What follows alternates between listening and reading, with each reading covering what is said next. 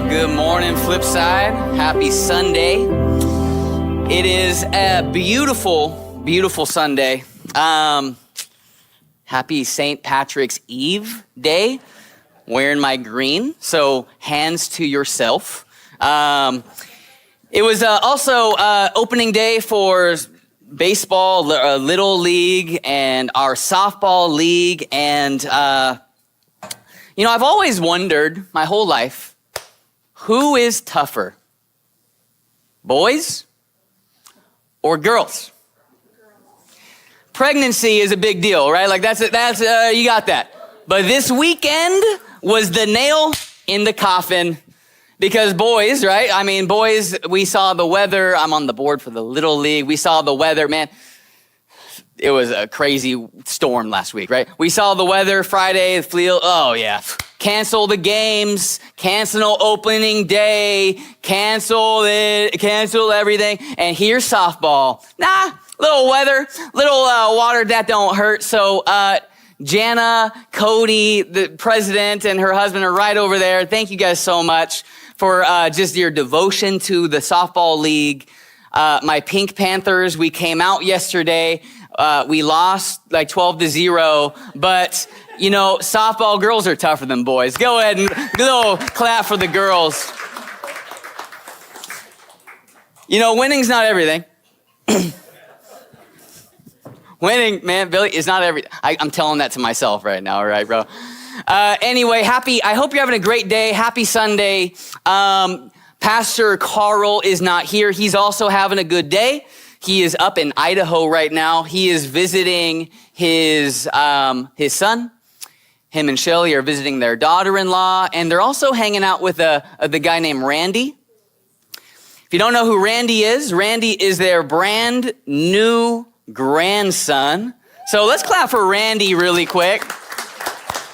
I'm in education, so every year I see all these brand new names of kids, right? Like Phoenix is one of these kids I have this year at my school. And Randy, I just gotta say, Randy is such a cute baby name. I gotta say, like, baby Randy. But Randy's one of those names, you don't see that often anymore. So anyway, when Pastor Karl and Shelly are back, make sure you go give them a hug and say congratulations. And ask them how Randy was doing. I'm sure they have good news. With that, Karl, he's not here. It's always an honor for me to step in, fill in for Pastor Karl. What a gifted teacher and preacher he is.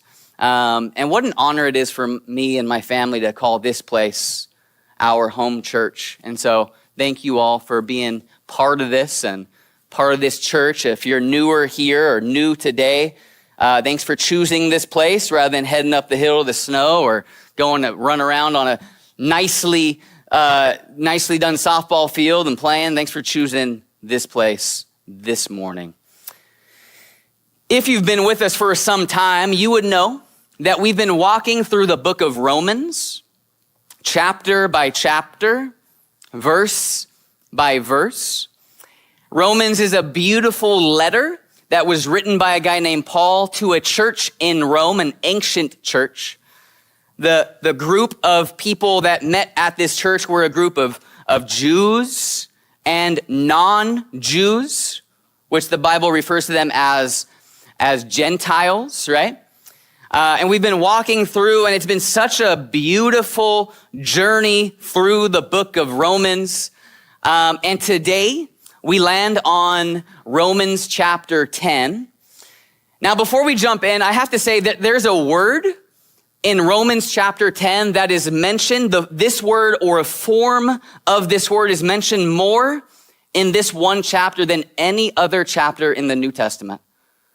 And so before we jump in, I just want to just talk about this one word, the word that's the Greek version right there. And in English, it's pronounced soteria, and it's a noun. And it means like a place of rescue or safety, physically or morally. It means to be like a place of deliverance or healthy, to be saved or saving. When we translate that Greek word to English, we often use the word salvation or to be saved. And these are a couple words that in church circles or like religious cultures, we hear these words a whole bunch. Like, hey, salvation is found in blah, blah, blah, right? Or, hey, are you saved? I remember being in like 7th or 8th grade. My friend was like, hey, come to this little pizza thing in the cafeteria. And it was Athletes in Action, Christian group. They brought pizza to our school. And I got in there and I'm all like, walking in. And this big, the guy leading the thing, he walked up. And before I could even say, hey, where's the pizza? He said, hey, are you saved? And I'm like, save some pizza? Like, what are you talking about? And so I just want to like start today's talk with, these are some words: salvation, being saved, soteria, they're Christian words. We use these a lot in church. And so the question is, what are we being saved from? Or what is soteria? What are we being rescued from? Now, the book of Romans, it paints a pretty clear picture. In Romans chapter 3, Paul says that we all fall short. We all sin, it says. We all mess up. That guy, that girl, this guy, that dude, that girl way in the back. We all mess up. And then in Romans 6, Paul says, the wages of sin, what you deserve for sin is death. And so this idea of soteria, the reason why Romans 10 says it over and over again is because of this idea that, I'm not perfect. I mess up. I have sinned. How am I rescued from that? How am I rescued from death? Today we're going to answer a question. Paul will answer a question in Romans 10 that humans have been asking from the very beginning of time. Every human, every race, every culture, every religion seeks to answer one big question, and it is, how do I experience soteria? How am I saved? In the book of Acts, Paul, the writer of this letter, later is in prison. He's sitting in there in prison, and a soldier walks up to him and asks the very same question. Hey guys, how do I get saved? And we find that through this whole thing, you're saved. The wages of sin is death. In Romans 6, the wages of sin is death, but there is a gift of soteria, and it's found through Jesus. Now, we've named this whole series, the last few months we've been in Romans, we've named it grace. And then we have this mathematical symbol. Grace is greater than, and then fill in the blank. So like, grace is greater than your addiction, right? Grace is greater than your mindset. Grace is greater than sin. Grace is greater than depression. We have this slide that has all these different words. And the idea is that whatever is going on in your life, God's grace is greater than it.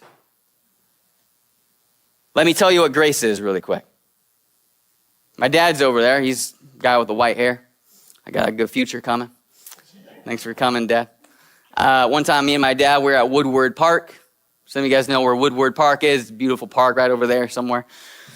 We're riding our bikes like a father and son. It was cute, man. We were just, hey, Dad, we're loving life. It was a day like this. We set our bikes up against a tree, Laura. We were over here like doing dad and son stuff. We were just like, hey, let's skip rocks and teach me how to play catch and stuff. I was like an adult though. So it was more like, hey, Dad, how's politics? And while we were over here doing stuff, some high school kids stole our bikes. They just took off. And we came out and we're like, hey, what in the world? Where'd our bikes go? Oh my goodness, this is terrible. let's go home, right? So we're getting in the car, and all of a sudden, here come these dudes riding our bikes. And there was 4 of them. One kid riding my bike with a kid on his handlebars. Another kid riding my dad's bike with a kid on his handlebars. And they're just like, whoa, what a great day this is. We just got some brand new bikes. And I'm like, hey, Dad, there goes our bikes. And he's like, let's go get them. I'm like, all right, man, now you're speaking. Let's go. Boom. It's not my style, though. I don't do that stuff. But that's what I was thinking. So here we go, an adult and his dad. We drive.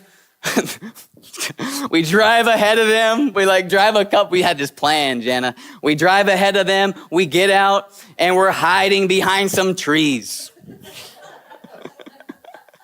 And dude, what are we doing, man? He's like, we're going to get our bikes. I'm like, all right, here we go. These guys, they had nothing. They had no clue. Man, they're riding our bikes up, and all of a sudden, we're just like, hey! One of them, boom, topples over. The kid goes flying. The other kid falls on the ground, and they're like, what? The other kid kicks the other guy off and is just pedaling, trying to get out of there. And I'm just like, hey, dude, that's my bike, and I get in front of him, and finally he stops. Mercy, okay, mercy. What they deserved was a little bit of, but that's not my style. So what they deserved was calling the police. And they probably deserved a talk and a ride in a police car. And probably a talking to. That's mercy. They didn't get that, though. They did not get that. So mercy is not getting what you deserve. But here's grace. My dad says, where do you guys live? And they're like, we live, I don't know, you remember? Far away. We live by Bullard or something. And he's like, get in the car, we'll take you home. They get in the car. We're driving, we're talking with them. The dude I just was about to, and we're talking, we're hanging out, and my dad offers them a job. That's grace. Mercy is not getting what you deserve. Grace is getting something even though you don't deserve it.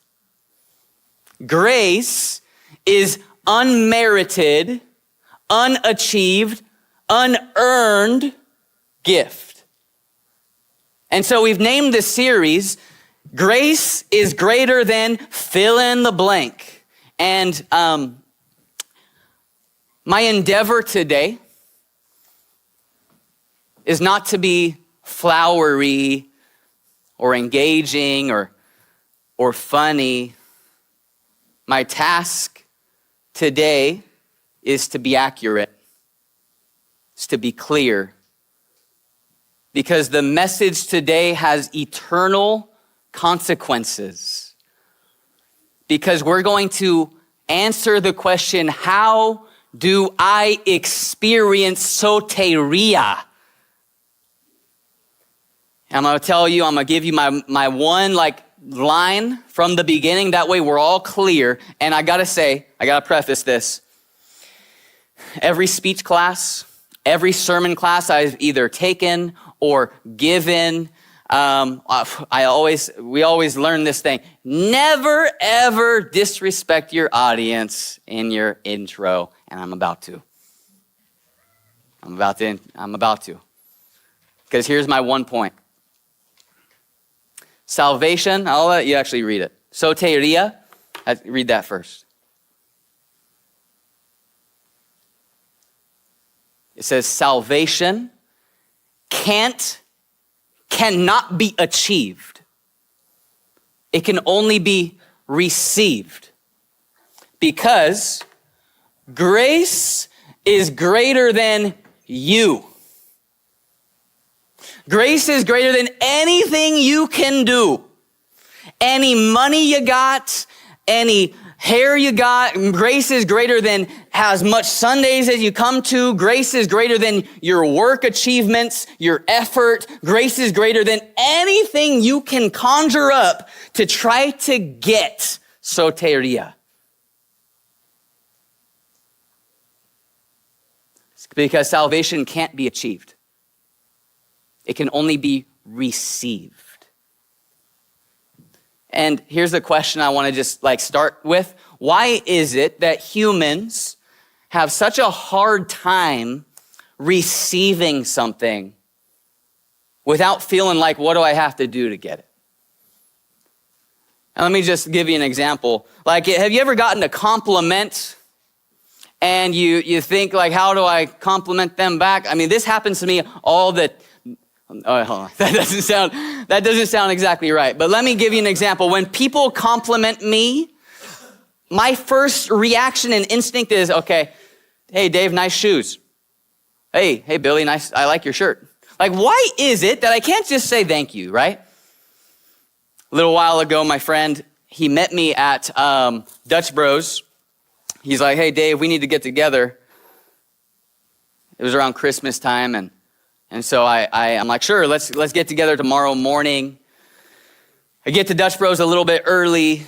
That way I can buy my drink, so that's not awkward, I have to buy his or anything, right? I'm getting there, I'm a little early. I'm sitting there drinking my drink, and he walks in, and this is how he walks in. He walks in like this. You know what the first thought was? Oh, I didn't bring a gift for him. Why he didn't tell me it was a gift exchange? Why didn't he tell me anything? And my first instinct was, okay, what in my car or my pocket can I give him? And he walked up and said, hey, Dave, hey, Merry Christmas, man. I was like, I can't receive that, man. Then I made up something I left your gift at home, But why is it that humans feel like if you do something for me, then I have to do something for you? You scratch my back, then I get to scratch your back. You do me a favor, I owe you one. The point today is salvation can't be achieved. It can only be received because God's grace is greater than you. God's gift of grace can only be received. Today we're going to jump into Romans chapter 10. If you have a Bible or a smartphone, or if you just kind of want to follow along, you can go ahead and get there. And I'm just going to pray us in. Father, this morning, I pray, God, that you would be here with us. Thank you for being here. Thank you for bringing these people into this space. Now, would you open our ears? Would you open our eyes to hear and see? And I'm even going to pray this, Father, that it would be so unique to second service, that it would be so unique to these people in this crowd, that you would speak loudly. I pray that I would hear you so clear, that we would hear you and see you this morning, especially me. Thank you for your book, Romans 10. Now lead us through it. In the name of Jesus Christ, amen. Amen.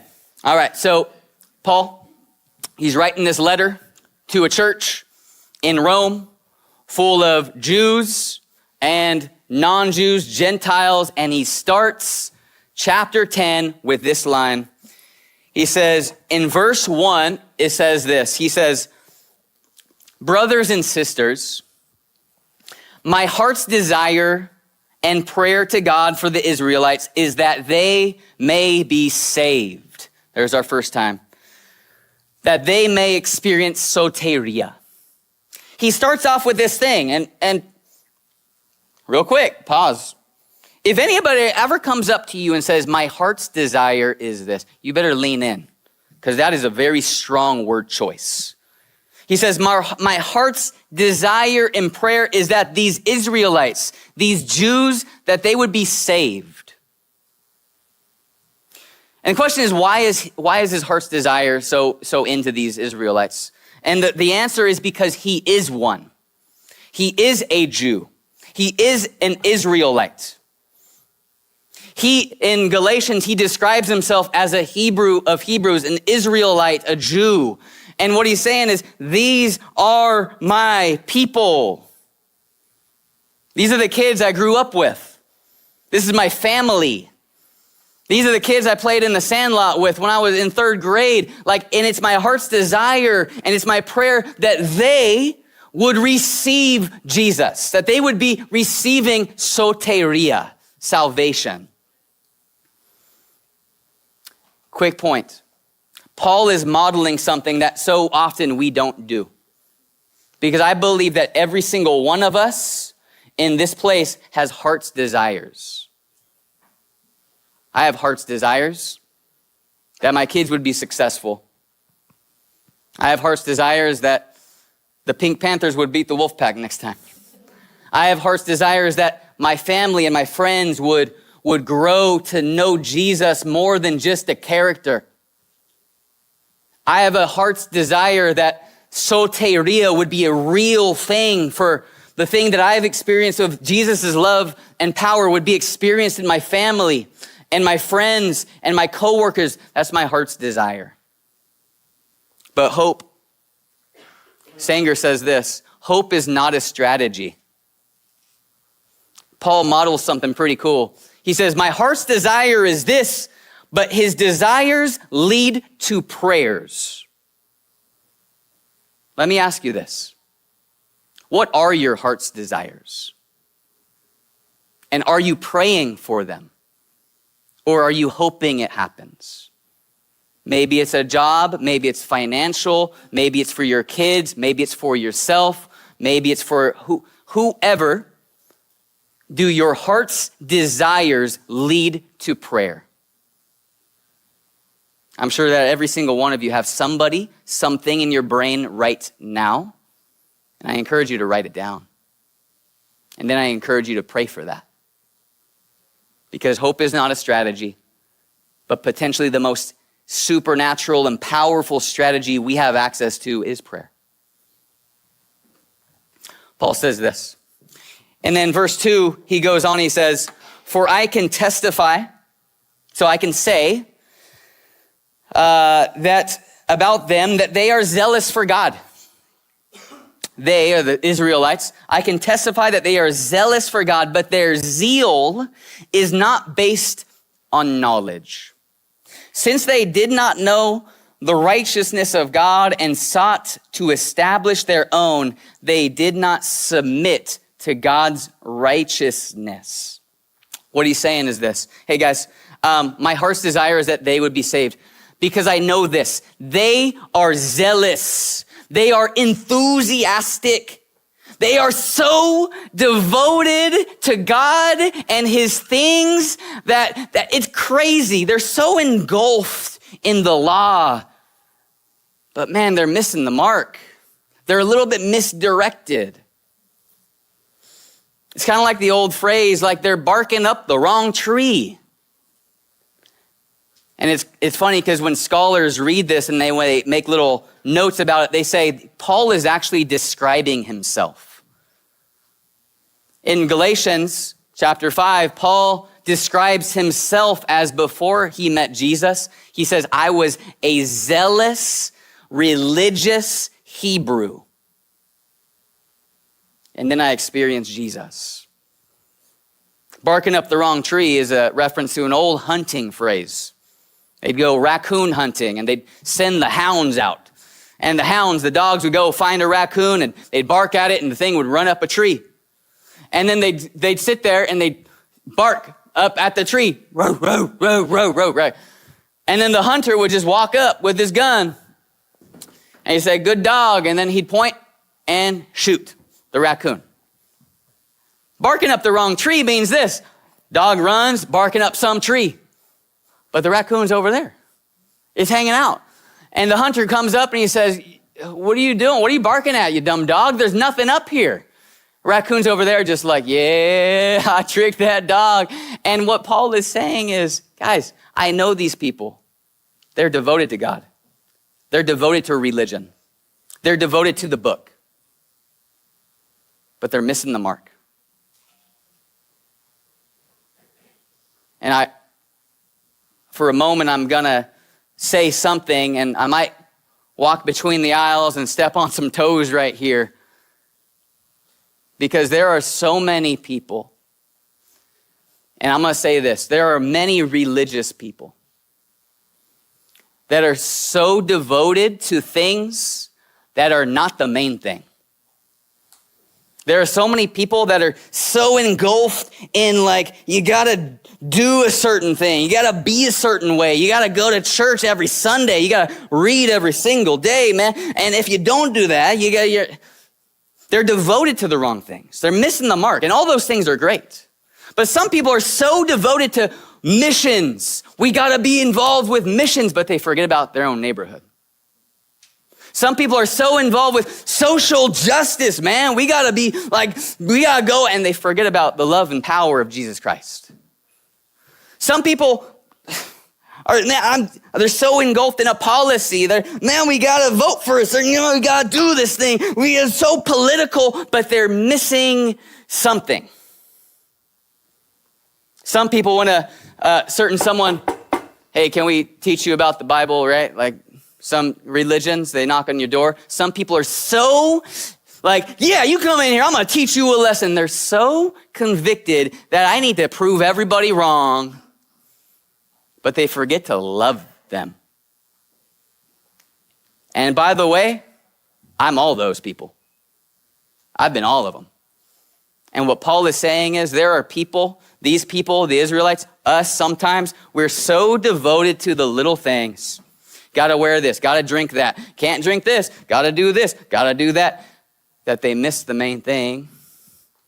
Because salvation can't be earned, it can't be achieved, it can't be bought. Doesn't matter how much you pay, you tithe. I once met a guy who, a couple of years ago, we were meeting a little group, and he's like, he messed up, did something, his wife was mad at him. He's like, well, better tithe a little extra this weekend. And I thought, why is it so hard? Because I've been there too. Like, I forgot to read the Bible, man, God's a little upset. Like, why is it so hard that we feel like we got to earn it when really it's a gift? Salvation can't be achieved. It can only be received. Paul goes on in verse 4. He wraps this whole thing up. He says, Christ, Jesus, is the culmination of the law. Like that book, all those things you're doing, Israelites, Jesus is all of that. He says that it's the culmination of the law so that there may be righteousness for everyone who believes. And then he's going to quote Moses for a little bit. He's going to quote a law book. Those of you who consider yourself Bible scholars would know that Deuteronomy is part of the 5 books in the Old Testament called the Torah. And this is a literal law book that the Israelites lived by. And Paul is going to quote Moses. He says in verse 5, Moses writes about this, about the righteousness that people have by the law. So the person who does these things will live by them. But the righteousness that is by faith says, do not say in your heart, who will ascend to heaven? That is to bring Christ down. Who will descend to the deep? That is to bring Christ up from the dead. But what does it say? And then he's going to quote Moses. He says, but what does it say? The word is near you. It is in your mouth, and it is in your heart. It is in your mouth, and it is in your heart. In other words, Paul is saying, you don't have to go to great lengths to find or achieve salvation because it's already here. It's already here.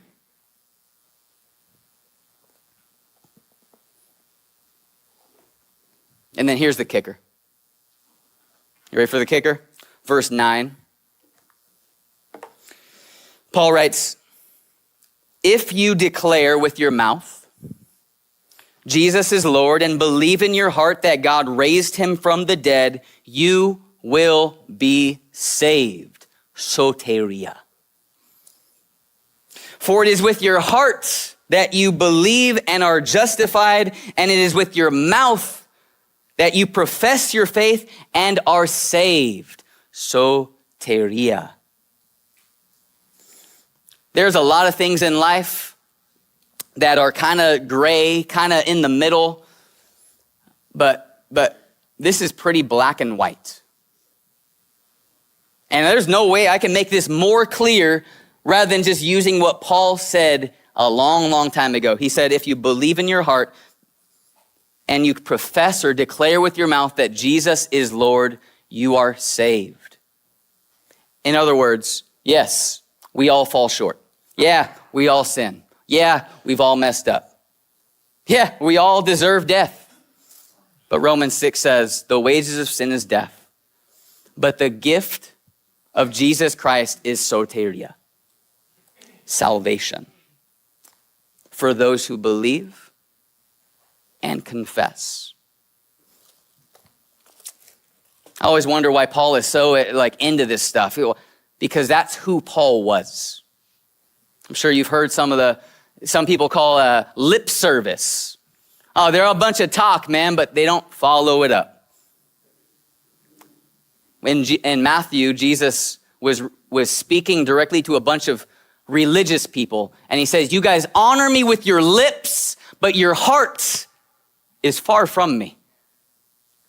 Jesus said, you honor God with your lips, but your heart is far from him. And what he's saying is, guys, right here, if you first start believing in your heart and then you profess it with your mouth, that's all you got to do. You don't got to get a gift and dance around it and shovel and figure out how I got to repay you. How can I earn this gift? He says, if you believe in your mouth, in your heart, declare with your mouth, you are saved. Because salvation cannot be achieved, can only be received. Because grace is greater than you. He follows this up with a pretty interesting phrase. He says in verse 11, he says, as scripture says, anyone who believes in him will never be put to shame. For there is no difference between Jew and Gentile. The same Lord is Lord of all and richly blesses all who call on him. For everyone who calls on the name of the Lord will be saved. There's no difference. Some of us, man, we got to go to church every single Sunday and the rest of my life. We got to tithe 10%. Man, if we can push it to 15%, man, we got to dress a certain way. We got to act a certain way. We got to do There's no difference between the poor or the incredibly religious. What he's saying is, man, there's no difference between Jew and Gentile. There's no difference between black and white. There's no difference between tall and short. There's no difference between this religious person and the orphan girl who's just saying, Jesus, you're Lord. Because there's only one way to get it. You just receive it. Now, just a side note, interesting. When we say Jesus is Lord, some of us, we can kind of read that or say it kind of flippantly, like, yeah, that's kind of easy to say. Oh, yeah, Jesus is Lord. Yeah, so what? But to these people, remember, the Romans, the Jews in this church, to the Roman, it would have been saying, Jesus is Lord. He is the same as our emperor. It's crazy talk. I can get killed for saying that. For the Jew, it was saying Jesus is Lord, the same as Yahweh God from the Old Testament. You mean the God who created the earth? God of Abraham and Moses and David? I can get killed for saying that. I want you to know the heaviness of saying and believing Jesus is Lord. And for us, when we believe in our heart and say with our mouth that Jesus is Lord, what you're saying is Jesus is greater than my marriage. Jesus is greater than my family and my kids. I really want that promotion, but Jesus is Lord. He is in control. You're saying, God, Jesus is greater than my ambitions, my efforts, my dreams. When you truly believe Jesus is Lord, you're saying something inconceivable.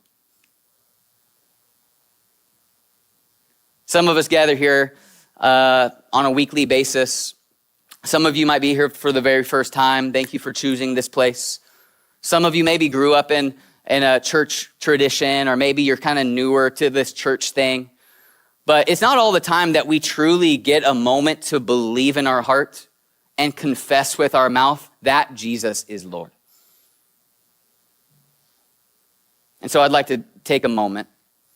Got this little thing in my pocket. It's a little communion cup. We're going to move into communion.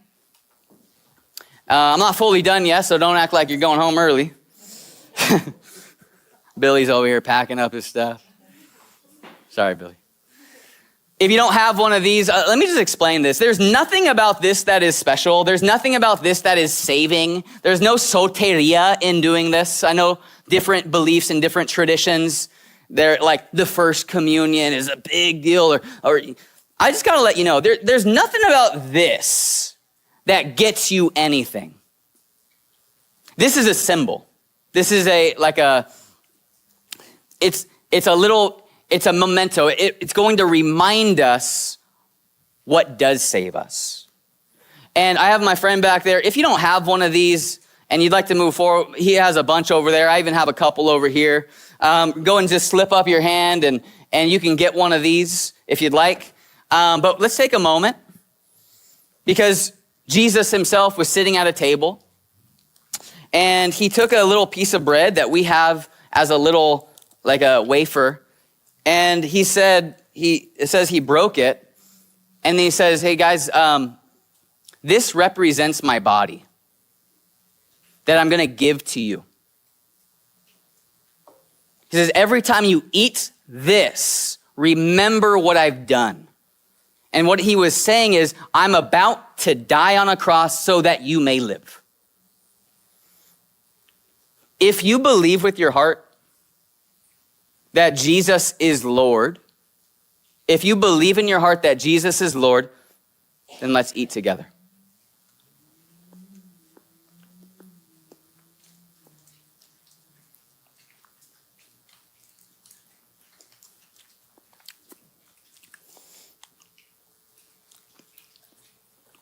And then the Bible says that in the same way, Jesus took a cup. And this morning we have a little grape juice that will be symbolic or represent what Jesus is about to say. But he said, he took a cup and he said, this is my blood. This is my blood that will be poured out for you. Because salvation cannot be achieved. There's nothing you can do. There's no dove you can kill. There's no amount of money you can pay. There's no amount of time you can serve to achieve this. He says, this is my blood poured out for you.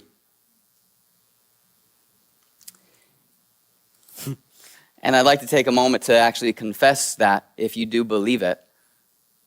And I don't want to be cultish or anything. I don't want to sound all weird. But if you truly believe that Jesus is Lord, then I invite you to say that with me on 3. 1, 2, 3.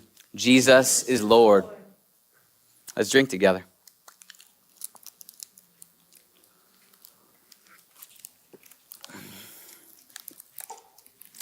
That felt a little cultish, actually. We all did that. I'm like, what if someone's walking by? They're like, dang, that's a weird church. Now, I'm not done yet, so don't go anywhere.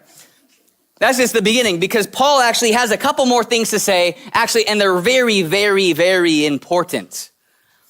But first of all, let me say this. Some of you may have done that for the very first time in your life. Some of you may have done that for the 10th time or the 100th time.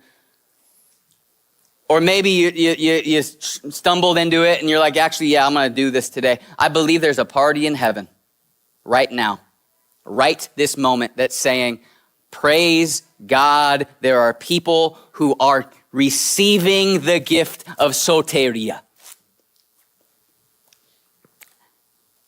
The tendency will be then, okay, now what do I got to do? Now what? Now what do I got to do? But I want you to know, man, it's been, according to this, it's been received. Now, I will also add that it's not a one-time thing, usually. Some of y'all, in 1998, when I was at camp at this night, I said this thing. And that's cool. I love that. That's beautiful. But I also believe that this is a lifestyle, that this is a way of being, that every step I take, I'm breathing in Jesus is Lord, and everything I say is saying Jesus is Lord, even when it doesn't sound like that.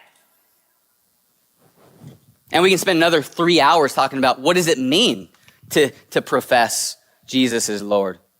Tim and I had a good conversation the other day. And Dylan, what does it mean? We'll get into that later. But let's first finish. Because now Paul has a couple of questions. He has questions for those of you who did this. In verse, 14, I think. Yep, 14, he says, question time. How then can they, Israelites, or those people you have in mind, how can they call on the one they have not believed in? And how can they believe in the one whom they have not heard? And how can they hear without someone preaching to them? And how can anyone preach unless they are sent? And then he says, as it is written, how beautiful are the feet of those who bring good news. In other words, what he's saying is, how are people supposed to believe or profess anything if they haven't heard it? And how are they supposed to hear it unless someone else believes it and says it? And then he says, how beautiful are the feet. And he's quoting Isaiah, a book in the Old Testament, because in the Old Testament, Sophia, there were these cities and they didn't have cell phones. They couldn't call the battlefield and be like, hey, how are the troops doing? They would have a watchman and he'd be at the city gate, usually in like a little tower. I'm not going to stand on that, but he'd be up and he'd just be kind of looking around and he'd be waiting and watching for the messenger. Because there was some guy, potentially a girl, because girls are tougher, and the guy would be his only role would be to run to another kingdom or wherever the battle was. He'd run, sometimes for miles, and he'd get the news. Okay, and he'd run back, and the watchman would be like, oh, there he is. There's the messenger. And the watchman would go down, and he'd go see the messenger, and the messenger would run up and say, oh, the battle has been won. We won the battle. And the watchman would be like, that's great news. Hey, everybody, the battle has been won. And he'd look back and he says, your feet are beautiful. The dude just ran 70 miles. His feet are not beautiful. They look like crazy people feet. But what he's saying is, man, you brought the best news I could hear. The way you did it was beautiful. But how can people hear if no one says it? And how do people believe if no one brings the news? The last words on earth that Jesus said before he ascended, rose to heaven, was this. He was speaking to a group of people, much like yourself, who believed that Jesus was Lord.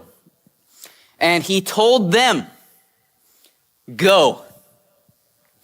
In Matthew 28, go and make disciples, baptize them, teach them the good news of soteria. And I want to say this. It's not just Karl's job. It's not just for a Sunday. You don't have to have a little cute mic and be up on a stage to say it. You don't have to have a degree. Jesus wasn't like, let me see your theology degree. Let me see what seminary you went to. No, he said, do you believe? Go. Doesn't have to be the way that everyone else does it. It's your way. Jesus is Lord. Do you believe that? Then declare it. Do you guys see the cycle? There's a cycle. No one can believe unless someone else believes and declares it. And no one can hear it unless someone says it out loud. And then once they say it out loud, they have the option to believe or not believe. But once they believe, then they say it. And someone else will believe. And someone else will say it. And then someone else will believe. And do you guys see the cycle happening over and over? Jack, let me make this point. God could have done anything to bring people to Jesus. He could have put a big old fluffy angel right here. And the angel, I guarantee you guys have been like, dang, what do you got to say? I want to hear what you have to say Jesus is Lord, but instead he has me today. He could have, like the Old Testament, wrote on the wall, hey, Jesus is Lord. I guarantee we would have been like, whoa, okay, I believe now. Instead, you got me.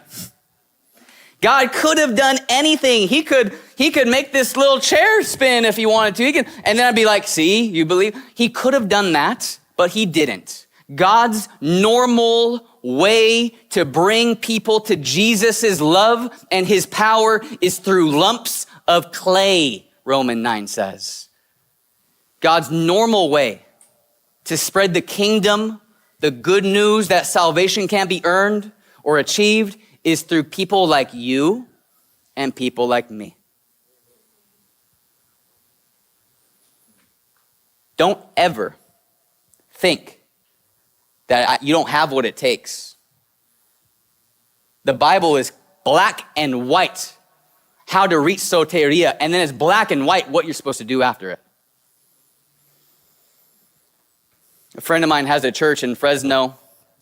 His name is Rini, Pastor Rini. I have some family that goes there, and he's a buddy of mine. I don't know if anybody's ever been to Valley Christian Center. You guys have, right? Nowadays, they have this sign as you're leaving the parking lot of this church. They have this sign, and I just liked it. I didn't have a chance to make a fancy one, but I went ahead and wrote it on my computer, and it says, they have this sign at the church that says this now. It says, you are now entering the mission field. And I love that idea. It's not just the pastor's job. It's not just the dude who went to Fullerton or the theological seminary. It's an old pastor joke there. It's not just the guy who gets up in front because he's brave enough. It's all of us. Sarah, can you do me a favor? Can you go put this on the wall over there? Here's a little couple tacks. Just put it right next to the wall on your way out. That way we'll see it. Just for today, we'll have it there. You can do it now. You're not going to miss nothing. Salvation cannot be achieved. No amount of money, no amount of time you serve, no matter what you do, you have to humble yourself and just receive it. Paul ends this part. Paul ends chapter 10 with something very, very, very sad. He's quoting Isaiah. He's quoting it. And then he comes to this in verse 21. Paul is quoting Isaiah in the Old Testament. Isaiah was quoting God, speaking to the Israelites. Let's receive this today as a warning, because Paul ends like this. He says, but concerning Israel, but concerning the Jews, he says, all day long I have held out my hands to a disobedient and obstinate people. In other words, he's saying, there is always going to be people who don't know how to receive the gift. And they will be disobedient, and they will be stubborn, and they will do their little things. They will try and try and try, but here's God saying, all day long, I hold my hands out to a disobedient people, to a stubborn people. See, humans, we have this wire in us that says, I can't just receive it without doing something. Guys, this morning, today, let's not complicate the good news that salvation cannot be achieved. It can only be received. Because when you get the gift, decide to open it, you're going to find a key. And Jesus says that I am the door. I am the gate. Nobody gets to the Father except through me. Salvation cannot be achieved. You can't rub the door. You can't dance for the door. You can't give to the door. But you can believe in your heart, and you can confess with your mouth that Jesus is Lord. And that door, what Jesus says is, man, soteria. Soteria. Yes, the wages of sin is death. Yes, you've messed up a bunch. Yes. Can you accept the gift? This morning, I'm gonna close up right now. But I want to turn your attention to something really quick. In front of your table, not your table, but in front of you, there's a chair. And in that chair, there's a little welcome card and decide, serve, connect. This is not just for new people, by the way. This is for everybody. On the back of it, it says info card. And then it has some little options here. And I'm going to encourage you. I'm going to encourage every single one of you today. Some of you, because there's a couple of different types of people in this room right now. There's some of you that said, yeah, I followed Jesus. I've decided to follow him for a long time. And today, I'm doing it again. Good. Praise God.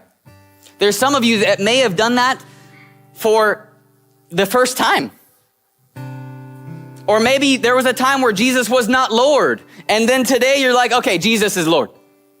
I'm going to believe it. I'm going to say it. If that's you, just tell me. I've decided to follow Jesus. Even if you've already done it. Tell me. Tell us. We love to serve with you, alongside you. We'd want to walk with you. There's another group of you that may have been a little bit more encouraged today, or maybe inspired. Maybe there's someone that when your heart's desires turned to prayer, maybe someone stuck out. Like you're thinking of that son of yours, or maybe that coworker. I encourage you to write their name down right here. Write it down. We want to join you in the mission field. And then there's some of us here that are still thinking, and I'm going to be honest and blunt about it. Some of us are still like, it's too easy. Can't be that easy. What do I have to do?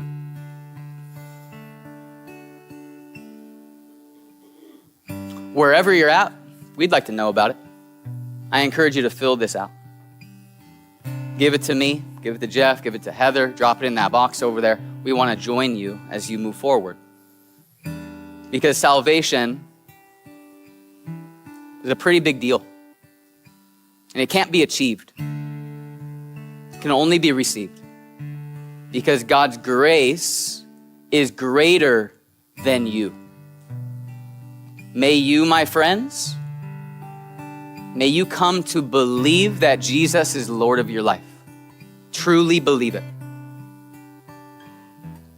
May you, my brothers and my sisters, may you declare it, profess it to your kids, to your wife, to your husband, to your family, to your coworkers.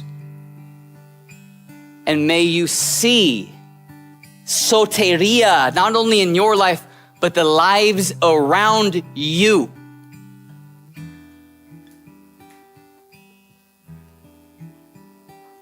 Because salvation can't be received, can't be achieved. It can only be received. We have one last little song, and it's called This Is Amazing Grace. And we call it Amazing Grace because undeserved merit is pretty amazing. Doesn't make sense for us humans. That's why we call it Amazing Grace. Feel free to stay sitting, fill out the card, feel free to stand, but let's finish today with a little bit of singing.